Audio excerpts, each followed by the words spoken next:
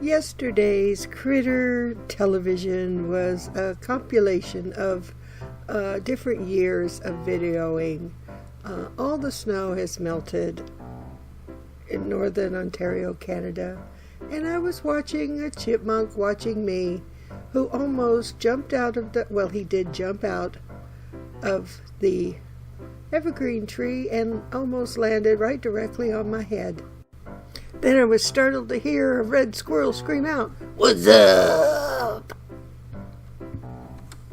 Well, I could hear the squeals of "Yo mama." No. Well, I could hear the squeals of Bigfoot.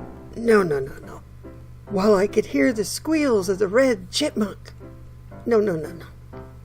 Just behind me, off in the distance, I could hear the squeals of the red chipmunk, warning me, "Watch out!" Indeed, that's how many takes it took to get that one line right with the squirrel that I kept calling a chipmunk. Have a great day.